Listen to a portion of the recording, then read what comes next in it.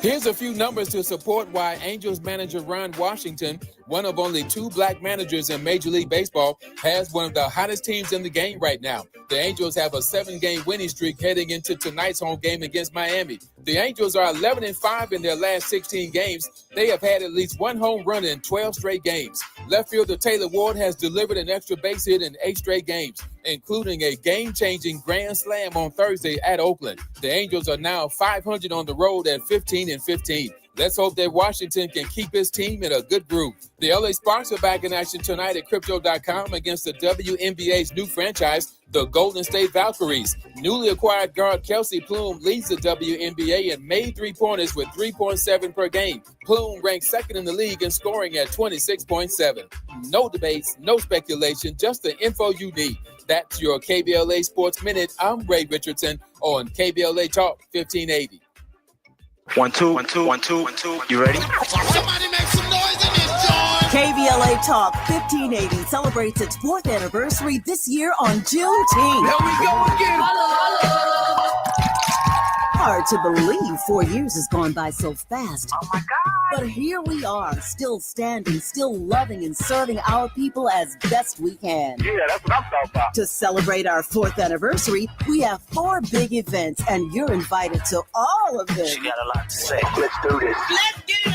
On Wednesday, June 18th, we go live on C-SPAN for the 2nd consecutive year with our Climate Justice Plus Black Health Symposium. Tavis Smiley will moderate an all-star panel of thinkers and influencers as we continue our vitally important climate justice work. Hey, Tavis Smiley, talk about. On Thursday, June 19th, you're invited to join us as we celebrate Juneteenth and our 4th anniversary. There will be plenty of food, fun, great music, good vibes, and all of your favorite KBLA Talk 1580 hosts will be there. Yeah, man. Hit the beat. On Saturday, June 21st, there are 2 big events you're invited to attend. I can't wait to hear it. This year, KBLA Talk 1580 continues its annual partnership with the Empowerment Congress for a community celebration and dialogue to educate, engage, and empower. This year's theme is Resilience in the Face of Chaos. Can't wait to see what's up next. Y'all ain't ready for this. And new this year is our State of Black Women in Los Angeles Symposium, moderated by Dominique DePrima, with a luncheon to follow. Dominique will be leading a dialogue with some of the most impactful Black women leaders in Los Angeles, and you're invited to join.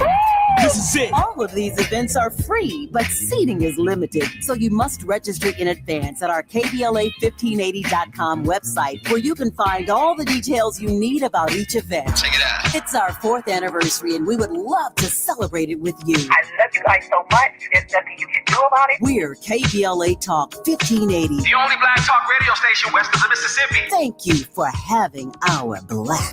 Happy anniversary, KBLA. We love you. Love you.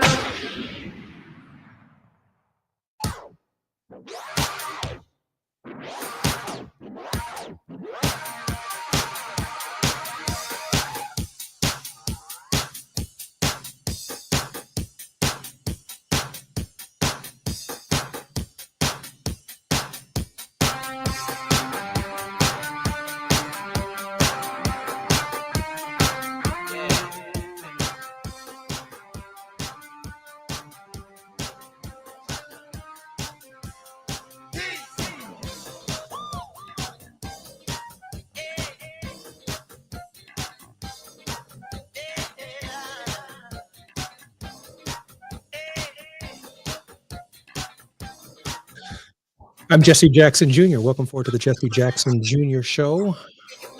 First Memorial Day. No ribs, no beer, no barbecue, no day off. Slavery had existed from 1619 to the Emancipation Proclamation in 1863. Before World War I, World War II, the Korean War, Vietnam War, the war in Iraq, the war on terror, before these men and women paid the ultimate sacrifice, the first Memorial Day was on May 1st, 1865. It was started by newly freed men. This day was all business, serious business. The red states were on the run. Treason against the government was punishable by death, by hanging. But Lincoln was forgiven. He was a forgiving man. He passed out more pardons than any president in American history. the federal government put troops, including Negro-colored troops, in the South to keep the newly freed slaves protected from the defeated Confederacy. The world was upside down for the red states Southerners. The United States colored troops had been armed by the federal government, and the Southerners looked down the barrels of guns held by freedmen from the North. With the presence of the federal government in the South, the 13th Amendment of 1865, the 14th Amendment of 1867, and the 15th Amendment to the Constitution of 1868 was added. In order for many of the states that seceded from the Union to be added back to the country, they had to pass the Reconstruction Amendments for reentry. Filled with promise, we voted for the first time and elected the first Congressional Black Caucus. The new peace was fragile. The federal government, not unreconstructed states, protected, and their protection was the key to our sustainability. The Tilden-Hayes Compromise of 1877 and Plessy versus Ferguson decision of 1896 would show just how fragile the peace really was. To keep the unreconstructed Southern states from slipping back into their slavery behavior, they had to be held at gunpoint. It lasted until the Tilden-Hayes Compromise of 1877. But it would be these women on May 1st, 1865, not June 1st, May 1st, 1865, who would begin a tradition. I believe the tradition was in Richmond, Virginia, where for Northern troops who were buried in Richmond, African American troops, Black troops, U.S. colored troops who were buried in Richmond, they would begin a process, a ritual of walking around the graves of the colored troops and the Union troops who set them free. They would put flowers on their graves. They would put roses on their graves. They would sing songs. They would pray. The Tilden-Hayes Compromise ended the federal presence and protection of the freedmen in the South, and as soon as it ended, the Night Riders, the Ku Klux Klan, came into existence and began terrorizing the freedmen, especially at election time. It includes the longest uninterrupted period of lynching in American history. With the withdrawal of federal protection and law, the states began Jim Crow laws, and it was reinforced by the separate and unequal doctrine of Plessy versus Ferguson in 1896.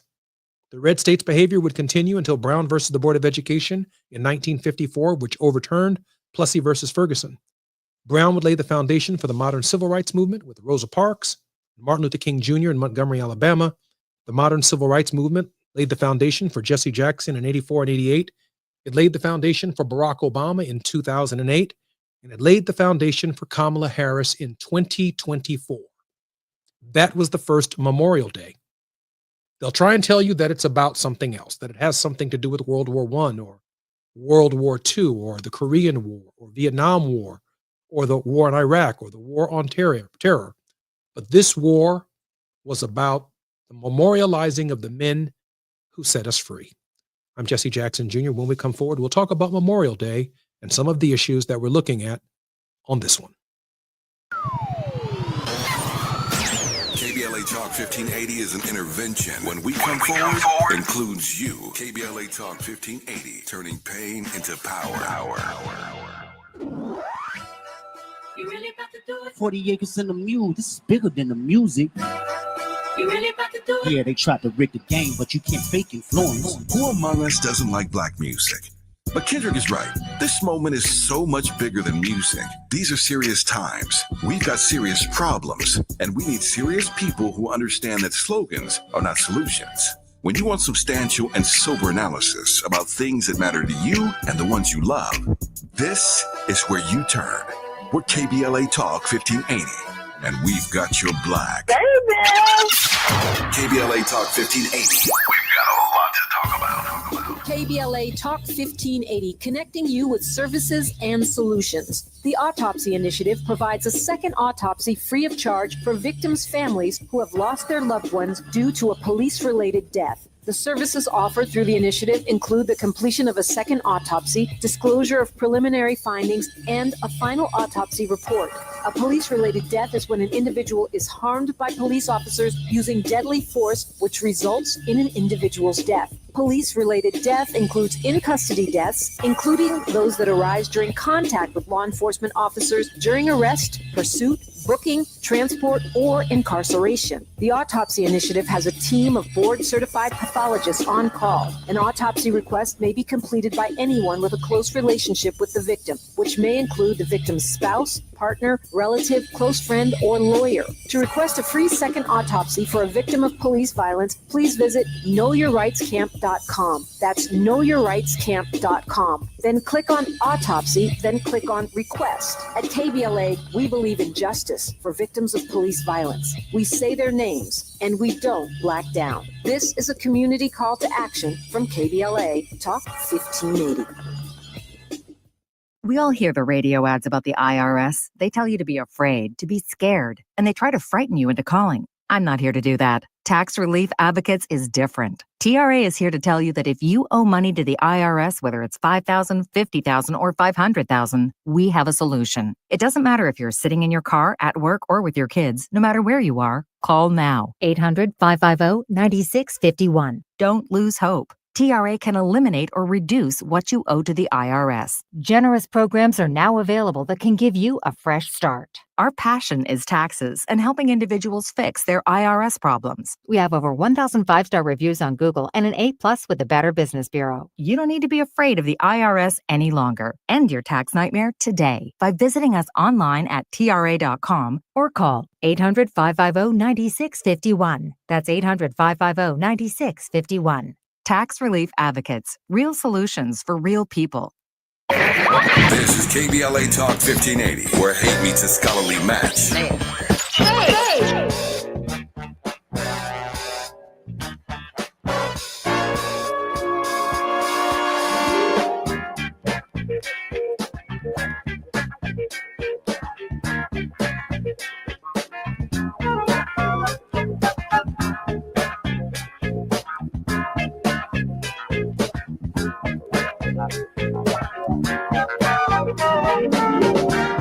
Jesse Jackson Jr. Welcome forward to the Jesse Jackson Jr. Show. My very special guest is our education correspondent and contributor, Diallo Brooks. Diallo is an amazing person with over 25 years of leadership experience. He dedicated his career to working for social justice through government, philanthropic, and nonprofit advocacy institutions. He's the former senior equity fellow at the United States Department of Education, where he was on loan from the Schott Foundation for Public Education. In this role, his focus was on addressing equity and justice issues within the education system. Diallo, welcome forward to the Jesse Jackson Jr. Show. Thanks, Jesse. It's great to be on again. I'm excited that you are here. Before we talk about Harvard and the administration's efforts to change the policies of a private institution, can you opine for us and share your thoughts on the significance of Memorial Day?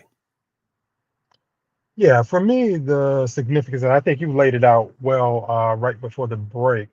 The significance is really to take a moment and to reflect, not just have cookouts and have celebrations that we're hanging out with our friends and family, but we really understand the commitment and the sacrifice that so many have made for us to be able to do stuff like that. And particularly the Black soldiers that are the reason we even have a Memorial Day. And so it's important just to reflect. It's important to make sure that we honor them in this moment. And we don't just get lost in the celebration of having fun and having a day off, but really about the significant contributions and sacrifice that they and their families have made. I think that's part of the story, Diallo, that has ultimately been lost. We have to remind people of this history.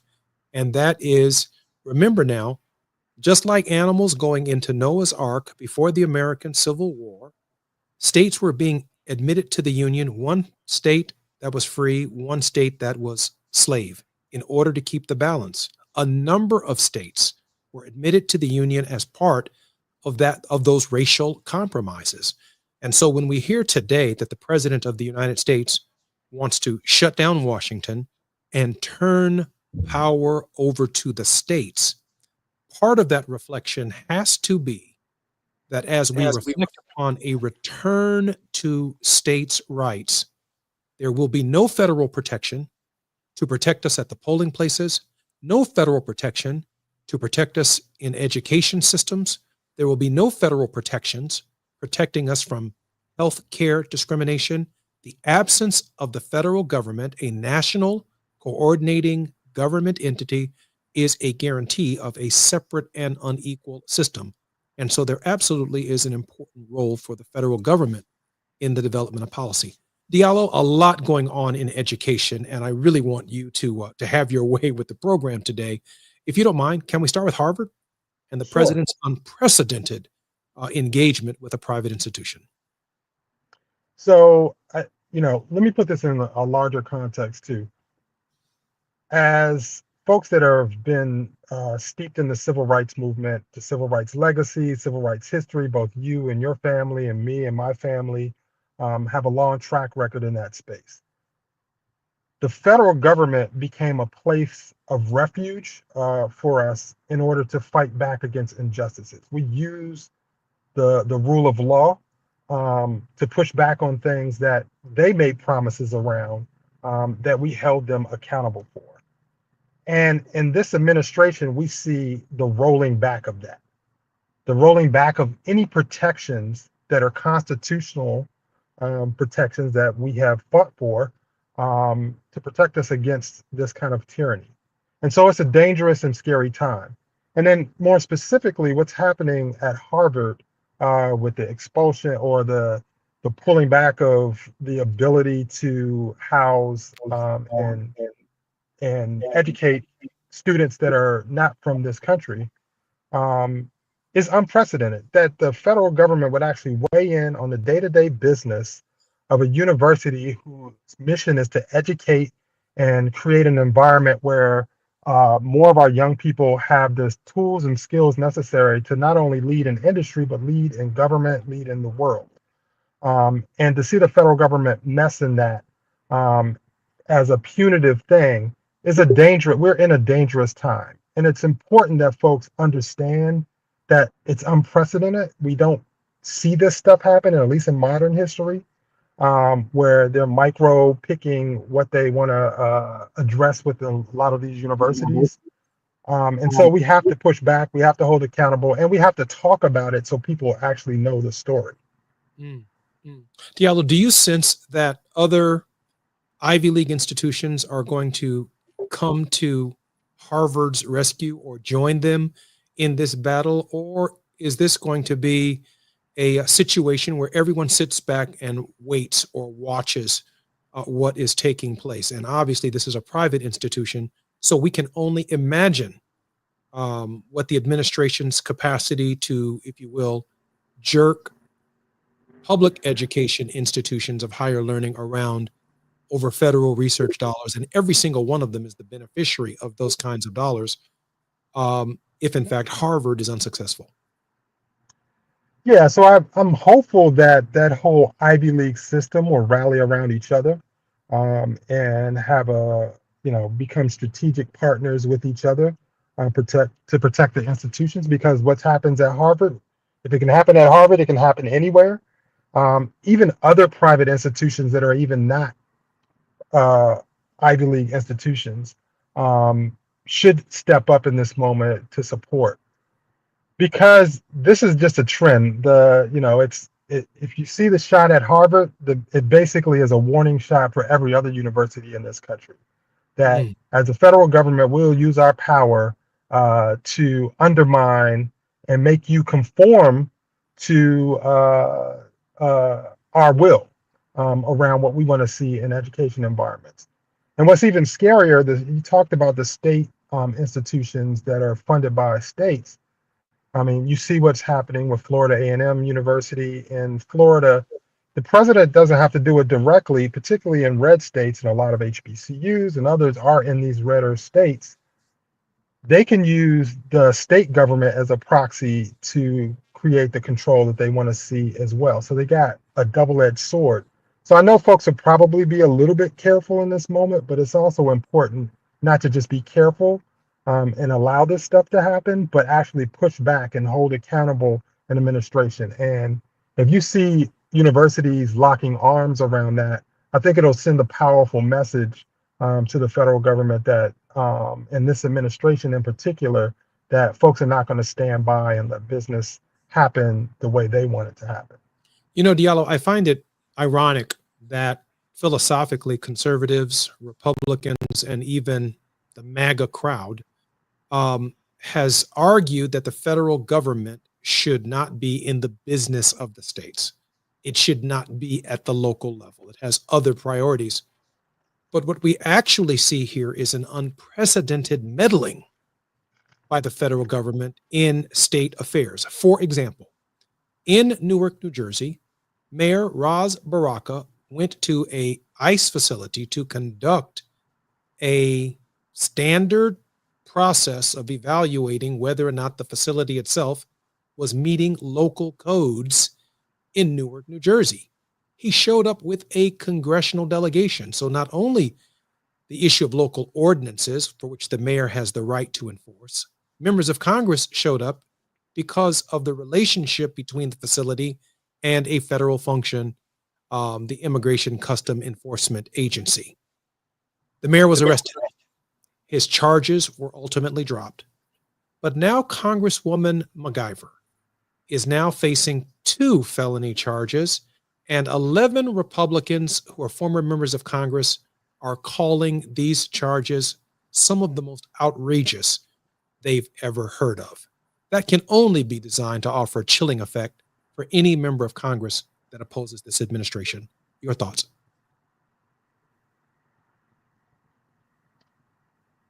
Diallo? Yeah, sorry about that. Lost you sitting in the car for a second. I definitely don't want you to have it. I definitely don't want you to have an accident. Oh, no, I'm parked, so you're good.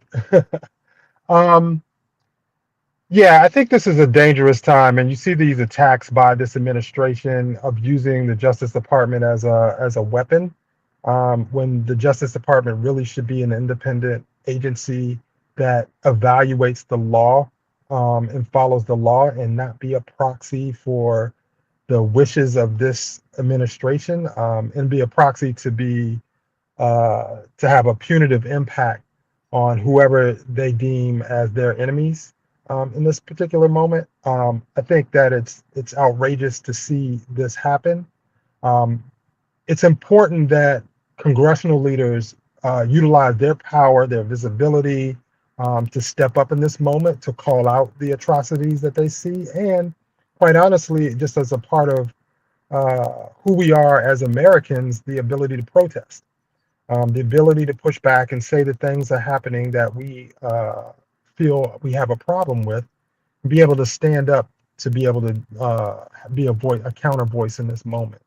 And so to see the Justice Department move in that manner, and we've seen it with the judge in Wisconsin, we've seen it, in other instances, and it is important that not only these congressional members but the public call this out, because once they go down this road, they'll continue to go down this road. They'll continue to be on the attack. And so it's important for us to highlight what's happening, and then articulate, and I think you've done a great job at doing this, is articulating how they're violating the spirit of the modern Constitution, not just the Constitution as originally written, but the Constitution as it has been amended over the years as well. And so I think it's incredibly important, but it's also incredibly troubling. I always say, though, that in troubling times, you can't sit on the sidelines, you have to push back. And, these congressional leaders and mayors and others are, putting themselves in harm's way because they know it is important to do so. I want to go back to the reflection, the Memorial Day reflection for a moment. Let's not forget, in World War I, there are veterans all across our country who've paid the ultimate price for the freedoms that we enjoy. Those freedoms were also fought for in World War II. Those freedoms, we were told and led to believe, were at stake in Korea and Vietnam. We believed that those freedoms were at stake after 9/11 in Iraq, the war on terror. These men and women paid the ultimate sacrifice so that we could live, so that the Constitution would make sense in our time and space. And on this Memorial Day, a member of Congress is facing felony charges for performing their function. Other members of Congress have been threatened by the Speaker of the House. Yesterday or day before yesterday, Minority Leader Hakeem Jeffries reminded the Speaker of the House that he does not work for them, he works for the American people. And this disrespect is continuing. It adds a somber moment, Diallo, to the idea of the significance of this holiday. Mhm. It's really a holy day, by the way. I think it's a holy day, not a holiday. Given the sacrifices that have been made, it should be a holy day, not a day for barbecue and beer and for kicking it, but as you said, for solid reflection. Diallo? Yeah. So this is as a son of a Vietnam veteran, as a son of my stepfather served in the Navy, my grandfather is buried at Arlington Cemetery as an Army veteran as well. There's a tremendous sacrifice that particularly Black folks have made to protect the Constitution and fight for the rights of this country. And oftentimes they weren't treated and afforded the rights that the Constitution espouses when they came back home. They weren't supported in the way. And then there's many other groups as well. I mean, there's Latino folks that have been treated the same way. There's even, poor white folks that have been treated the same way. There's a lot of veterans that haven't gotten the support that they need. And so, like you said, it should be remembered that these folks that are in our military service fight for the freedom that's within the Constitution. And that is important. I'm Jesse Jackson Jr., listening to the Jesse Jackson Jr. Show. My very special guest is Diallo Brooks. When we come forward, we will continue this conversation on the appropriate way to honor our war dead. A safe place to go loud. A great place for progressive politics. KBLA Talk 1580. I'm Amber Payton with BIN News Now. Security is tight at Jewish sites across New York City after 2 Israeli embassy staffers were killed in D.C. Black Mayor Eric Adams condemned the attack and urged an end to pro-Palestinian protest. We cannot color code hatred. Suspect Elias Rodriguez is charged with first-degree murder and reportedly yelled "Free Palestine" during his arrest. The city of Chicago has settled with Black actor Jussie Smollett after suing to recover $130,000 spent on his false police report. His 2021 conviction was overturned last year. As part of the deal, he'll donate $50,000 to a local youth arts center. And a federal judge is criticizing the quick arrest and drop charge against Black Newark, New Jersey Mayor Ras Baraka. U.S. Magistrate Judge Andre Espinoza called the dismissed trespassing case an embarrassing retraction and warned prosecutors not to pursue convictions for political gain. Get BIN News on demand 24/7 on the iHeartRadio app. Right now, there are young people across the world facing a tough choice: continue their dream of education or drop out to help their family put food on the table. You can help change their future in a single moment. See how far your support can go at unbound.org. This is the KBLA Sports Minute with Ray Richardson. Here's a few numbers to support why Angels manager Ron Washington, one of only 2 Black managers in Major League Baseball, has one of the hottest teams in the game right now. The Angels have a 7-game winning streak heading into tonight's home game against Miami. The Angels are 11-5 in their last 16 games. They have had at least 1 home run in 12 straight games. Left fielder Taylor Ward has delivered an extra base hit in 8 straight games, including a game-changing grand slam on Thursday at Oakland. The Angels are now 500 on the road at 15-15. Let's hope that Washington can keep his team in a good groove. The LA Sparks are back in action tonight at Crypto.com against the WNBA's new franchise, the Golden State Valkyries. Newly acquired guard Kelsey Plume leads the WNBA and made three-pointers with 3.7 per game. Plume ranks second in the league in scoring at 26.7. No debates, no speculation, just the info you need. That's your KBLA Sports Minute. I'm Ray Richardson on KBLA Talk 1580.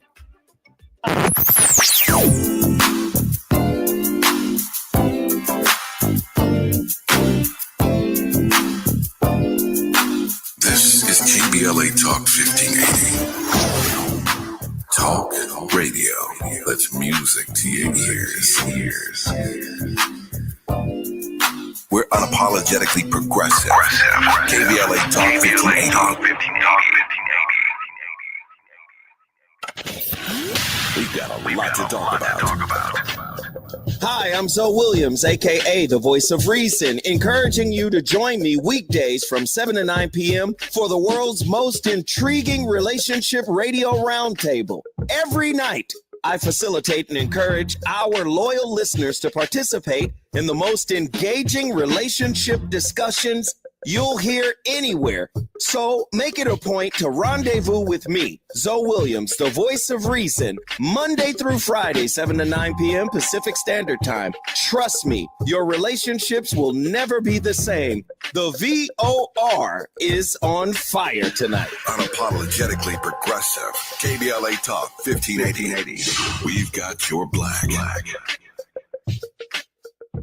The Comedy Connection series featuring KBLA's Zoe Williams, the Voice of Reason, and the alpha male of comedy, Ray Grady. We're going to transform relationship disasters into stand-up material live at Inglewood's Miracle Theater on May 31st at 7 p.m. Pacific Standard Time. My clinical team will disclose all of your dating woes, while the alpha male of comedy, Ray Grady, has hand-selected supremely talented comedians to roast all of our tragic relationship choices. I dare you to bring your ex's phone number because Ray, he's going to text it live and the crowd will be sourcing emojis. Tickets are moving swiftly, so don't hesitate to grab yours at themiracleinglewood.com before I diagnose your dating history as a pre-existing condition. 1 2 1 2 1 2 1 2. You ready? KBLA Talk 1580 celebrates its 4th anniversary this year on Juneteenth. Here we go again. Hard to believe 4 years has gone by so fast. Oh my God. But here we are, still standing, still loving and serving our people as best we can. Yeah, that's what I'm talking about. To celebrate our 4th anniversary, we have 4 big events, and you're invited to all of them. She got a lot to say. Let's do this. Let's get it on! On Wednesday, June 18th, we go live on C-SPAN for the 2nd consecutive year with our Climate Justice Plus Black Health Symposium. Tavis Smiley will moderate an all-star panel of thinkers and influencers as we continue our vitally important climate justice work. Hey, Tavis Smiley, talk about. On Thursday, June 19th, you're invited to join us as we celebrate Juneteenth and our 4th anniversary. There will be plenty of food, fun, great music, good vibes, and all of your favorite KBLA Talk 1580 hosts will be there. Yeah, man. Took the beat. On Saturday, June 21st, there are 2 big events you're invited to attend. I can't wait to hear it. This year, KBLA Talk 1580 continues its annual partnership with the Empowerment Congress for a community celebration and dialogue to educate, engage, and empower. This year's theme is resilience in the face of chaos. Can't wait to see what's up next. Y'all ain't ready for this. And new this year is our State of Black Women in Los Angeles Symposium, moderated by Dominique DePrima, with a luncheon to follow. Dominique will be leading a dialogue with some of the most impactful Black women leaders in Los Angeles, and you're invited to join. This is it. All of these events are free, but seating is limited, so you must register in advance at our KBLA1580.com website, where you can find all the details you need about each event. Check it out. It's our 4th anniversary, and we would love to celebrate it with you. I love you guys so much. There's nothing you can do do about it? We're KBLA Talk 1580. The only black talk radio station west of the Mississippi. Thank you for having our black. Happy anniversary, KBLA. We love you. Love you. At KBLA Talk 1580, we do more than just talk. You got a big mouth. Hello, Joe. You're up. Welcome. We're unapologetically progressive, and we don't black down.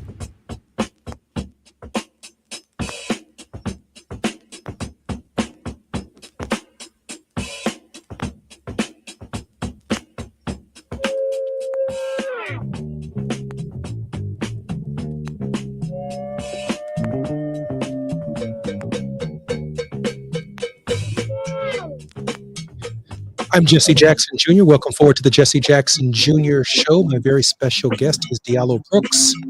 The exact origins of Memorial Day are disputed, with at least 5 towns claiming to give birth to the holiday sometime near the end of the Civil War. Yale University historian David Blight places the first Memorial Day in April of 1865, when a group of former slaves gathered at a Charleston, South Carolina horse track turned Confederate prison where more than 250 Union soldiers had died. Digging up the soldiers' mass grave, they interred the bodies in individual graves, built a 100-yard fence around them, and erected an archway over the entrance bearing the words, "Martyrs of the Race Course." On May 1st, 1865, some 10,000 Black Charleston residents, white missionaries, teachers, school children, and Union troops marched around the planters' racecourse, singing and carrying armfuls of roses. Gathering in the graveyard, the crowd watched 5 Black preachers recite scripture, and a children's choir sang spirituals and the Star-Spangled Banner. While the story is largely forgotten today, some historians consider the gathering the first Memorial Day. Despite scattered celebrations in the small towns, it took more than 3 years for the holiday to become a widely observed event. In a proclamation, General John A. Logan of the Grand Army of the Republic, an organizer of former soldiers and sailors, dubbed May 30th, 1868 Decoration Day, which was designated for the purposes of strewing the flowers or otherwise decorating the graves of comrades who died in defense of their country during the late rebellion. On Decoration Day that year, General James Garfield gave a speech at Arlington National Cemetery. Afterward, 5,000 observers adorned the graves of more than 20,000 Union and Confederate soldiers entombed at the cemetery. It would be in 1971, with an act of Congress, that Congress moved Memorial Day from May 30th to the last Monday in May. But critics say guaranteeing that the holiday is part of a 3-day weekend promotes relaxation instead of stressing the holiday's true meaning. My very special guest for our Memorial Day program is Diallo Brooks. Diallo, there's got to be something on your mind when you think about where we were and now where we are. Yeah, it's been a long road. I mean, for me, that's really what comes to mind, is that it's been a long road, and we're still on that road toward freedom. When you think about the history, it's been a march toward freedom. It's been a march toward justice. It's been a march toward not just equality, but real equity, for our families, for our communities, for us to be whole. And so as we kind of reflect on this moment, there's a lot of work that still needs to be done. There's tyranny within this administration and how they're treating the American people, and in particular Black and brown and often marginalized folks, immigrants and others. So, as we remember the struggle, as we remember the sacrifice, we have to remember why it was done. It wasn't just to fight foreign wars and to go overseas and plant democracy all over the world. It really was about our freedom here, our ability to live up to the ideals that America espouses, but yet has never lived up to completely. And so the fight continues to clear a pathway for us to really realize that. I remind people all the time that our history is American history.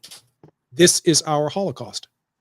And it is for us to share on Memorial Day so that immigrants who know not our experience, that is, slave and black, and others may understand the period that they are living in. Our history from 1619 to the present is the nation's history. It's its sixth sense. We have an instinct born of experience, history, and the observation of the nation's national behavior.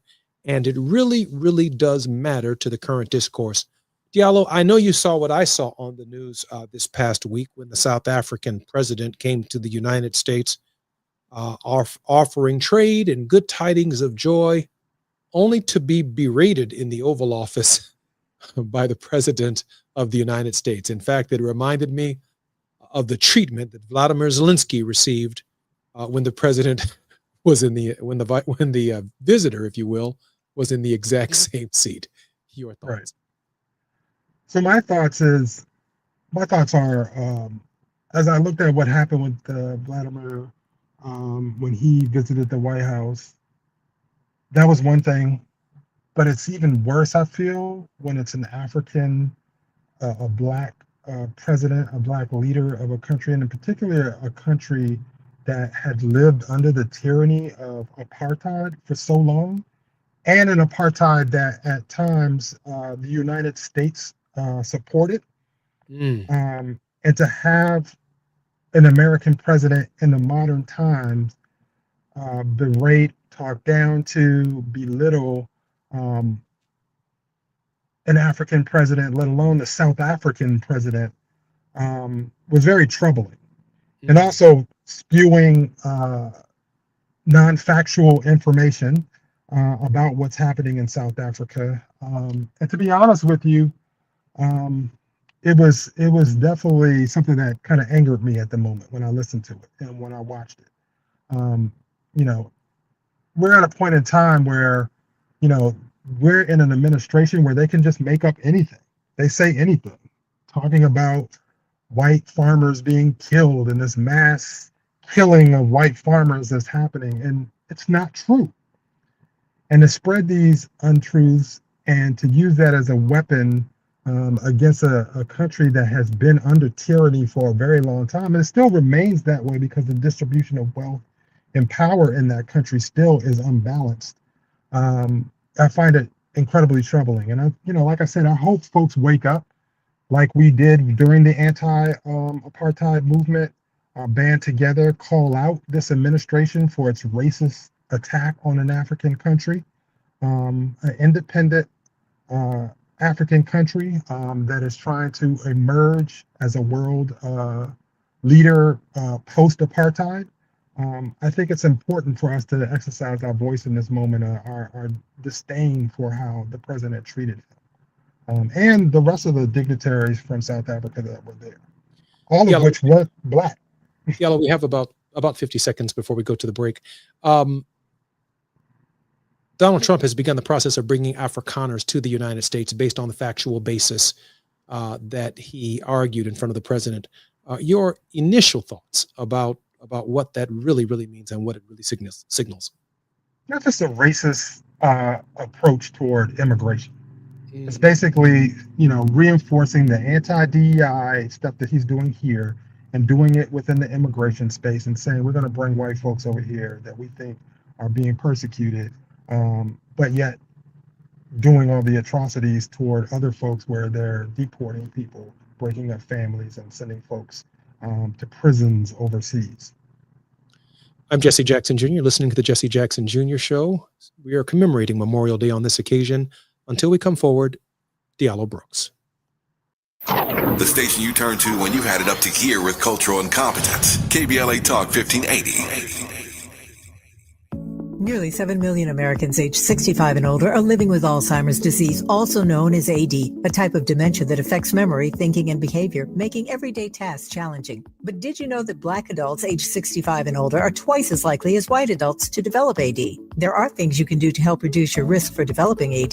Managing conditions like diabetes and high blood pressure is crucial. Staying physically active, maintaining social connections, eating a healthy diet, and keeping your mind engaged with activities like reading or puzzles can all contribute to brain health. It's also important to recognize some common signs and symptoms of early AD, such as forgetfulness that causes problems with everyday life, asking the same question a few times in a row, and difficulty concentrating on basic tasks. If you see these signs in yourself or a loved one, don't wait. Early diagnosis and intervention are key to managing AD effectively. To learn more about AD and a potential treatment option, visit treatallzearly.com. That's treatallzearly.com. This message is brought to you by AZI.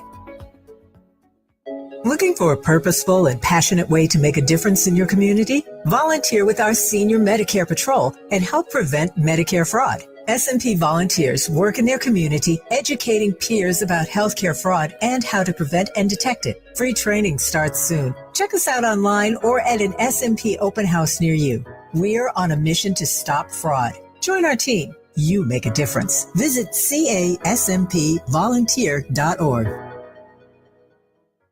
Protect yourself from Medicare card scams. Scammers may call, email, or even knock on your door claiming they need your Medicare info, asking for money or threatening to cancel your benefits. Don't fall for it. It's a scam. Remember, Medicare doesn't need to verify your information. They already have it. Medicare won't charge you for a new card and will never threaten to cancel benefits. Check your Medicare statements for suspicious charges and report scams to the California Senior Medicare Patrol at 1-855-613-7080. We're here to help.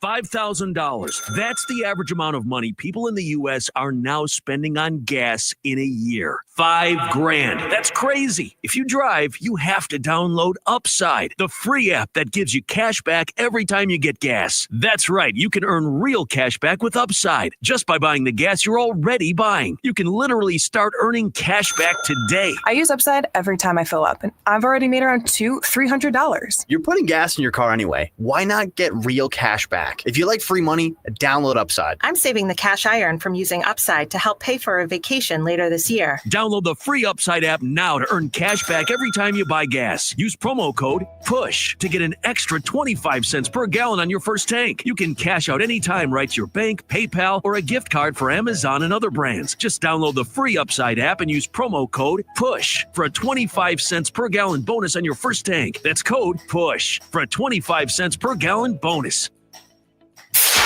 KBLA Talk 1580. We've got a lot to talk about. KBLA Talk 1580 reminds you that we keep us safe. Every girl deserves a chance to shine. That's the belief behind Forgiving for Living, Inc. Since 1999, this organization has been empowering at-risk girls ages 13 to 18, helping them overcome behavioral and mental health challenges. Founder Wendy Gladney's personal journey inspired the mission to give girls hope and purpose through the power of forgiveness. Through their ambassador program, workshops, and annual conference, Forgiving for Living has touched over 3,000 young lives, providing mentoring, life skills, training, and tools for building self-esteem and confidence. You can make a difference. Visit forgivingforliving.org to donate, volunteer, become a mentor, or find help for a young girl in need. Forgiving for Living, Inc., building brighter futures for young girls. Visit forgivingforliving.org today. This is a community call to action from KBLA Talk 1580. Thanks for calling Discover. This is Nia. Hi, Nia. It's Jennifer. Did you know that Discover automatically doubles all the cash back you've earned at the end of your first year? Yeah, I work here. Okay. I was just double checking. Get it? Because Discover automatically doubles all the cash back you've earned at the end of your first year? Oh, you get me, Nia. You could say that I double get you. I guess we've taken it too far. You earn, we match. Discover Cashback Match. See terms at discover.com/credit card. Heard any other talk radio lately that sounds anything like this? We didn't think so. You're listening to Unapologetically Progressive. KBLA Talk 1580.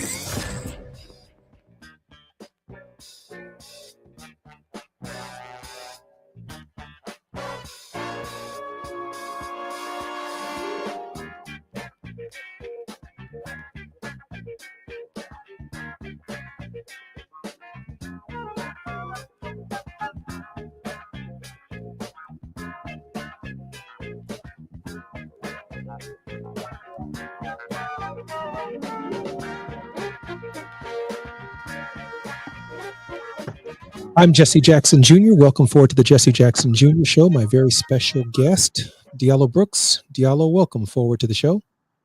Thank you, Jesse. Diallo, if I can just opine on a little bit more history in our final segment. At the outset, Memorial Day was so closely linked with the Union cause that many Southern states refused to celebrate it.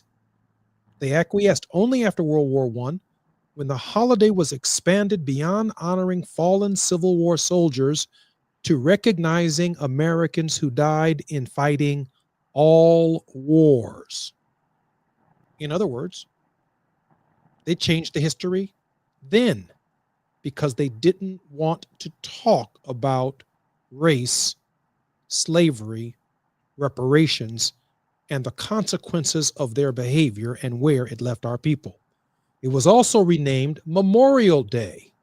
Some critics say that by making the holiday more inclusive, however, the original focus on, as Frederick Douglass put it, the moral clash between slavery and freedom, barbarism and civilization had been lost. Most Southern states still recognize Confederate Memorial Day as an official holiday, and many celebrated on the June birthday of Jefferson Davis, the President of the Confederacy. But Texas, for one, observes the holiday of Robert E. Lee on January 19th, which also happens to be the date that we celebrate the birthday of Martin Luther King Jr. And so while we're celebrating a holiday on one side of town because of the contribution that we made to America, people on the other side of town, they're also having barbecue, but they're not celebrating the same things that we are celebrating. Diallo, once again, welcome forward to the Jesse Jackson Jr. Show. Thank you. Thank you very much. Diallo, these are... I'm sorry. Go ahead. No, I was going to say, I think you hit the nail on the head with that. These are some particularly trying times, and your mind I profoundly respect in the spaces that you have operated in, particularly in the education space. Some people who are listening to our voices today are hearing these stories for the first time. How troubling for you is that as an educator? Well, it's troubling because our history, our real history, is something that we need to make sure that all Americans, not just Black Americans, but all Americans, get a true fulfillment of throughout their educational journey. And I use the word fulfillment because it needs to not just be something that folks check off, but really understand the integrated history of this country in a way that tells the truth, the hard truths, because that truth is part of growth. Like anybody that grows knows that there's hard time when you grow. When you first start to walk, you fall down, right? You got to get up. As you get older and you start to grow, maybe your knees hurt a little bit because you get that growth spurt, right? Growth is hard. In order to grow, you have to have those hard things, because when you take it away, you can't actually grow. And so as Americans, in order for us to grow and go through this next level, people have to have the real information about what this world is like and what this country has been in order for us to improve. And that's an improvement for all of us to function together in a way that we're mindful of the journey that different people have taken within this country. And it's very important to who we are, and also for us to be a stronger country going forward. If not, we will topple and fall. I find it interesting because now that I reflect upon this with you, we could look at every major American holiday, and this is exactly what we're going to find. This is the history of Memorial Day. The history of Labor Day is the same. It's not the history of unions. It's the history of slave labor, no wages, no benefits, no workers' rights, and the process that led to the right to organize.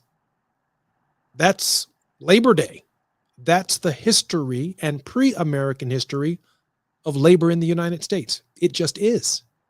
Right. The third Thursday in November, when the Union troops were winning the war and Gettysburg had been behind them, and the Emancipation Proclamation was still in front of them on January 1st, 1863, Abraham Lincoln set aside the third Thursday in November as a national day of thanks. All of these holidays that emanate from the Civil War itself have all taken on new meaning in the present. But Lincoln challenged us at Gettysburg to never forget the sacrifice that the men who paid the last full measure of their devotion did on this battlefield. That was the challenge, to not forget. And so the holidays largely came into existence as ancient landmarks that were never to be removed, so that every year we could reflect upon the role of the federal government in guaranteeing equality and freedom and liberation and hope for the people. Diallo, I know you probably have the same experience that I do. I still have faith in America. It's a deeply troubled experiment, but I'm still there. Diallo? Yeah, I'm with you on that. We are born and raised in this country. This is what we know. Of course, we understand our history and our roots beyond the shores of this country, but for multiple generations, we've been here. We've sacrificed here in this country, from the Civil War through slavery, through all of the atrocities that have happened in this country. There's a sense of ownership that's connected to this country, and it's the reason why we fight to make this country better, make this country whole, to do the things that we need to do to right the ship. It's not an easy journey, and then oftentimes we talk to folks and they don't want to be on that journey. Some of us don't want to be on that journey, feel like why should we fix something that we didn't break? But I've always, there's a privilege to being able to leave that most of our folks don't have.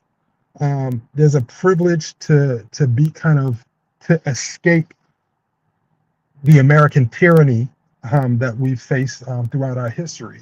And so in order to stand with our brothers and sisters who can't escape, who feel the pressure and pain every single day, we have to fight. We have to fight to make this country a better place, to make sure that we are moving toward justice, and that we're not moving in the backward direction toward the tyranny that we felt and the pain that we felt in the past.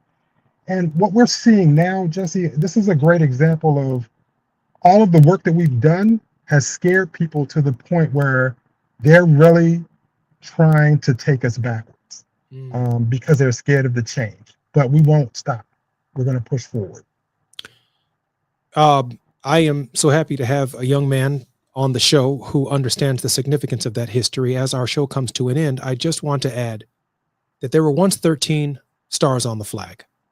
And then there's this period in the 1850s and 1860s where states are being added to the Union, one free and one slave. Those states today have 2 U.S. senators each, a total of 8 added from the Missouri Compromise and the various compromises in the South. So when Stevie Wonder sings that song, that we all must be given the liberty that we defend, and if we're not, history will repeat for all men. I'm Jesse Jackson Jr. My very special guest has been Diallo Brooks. Have a wonderful, thoughtful, and reflective Memorial Day. This is the Jesse Jackson Jr. Show. Until next week. KBLA 1580 Santa Monica.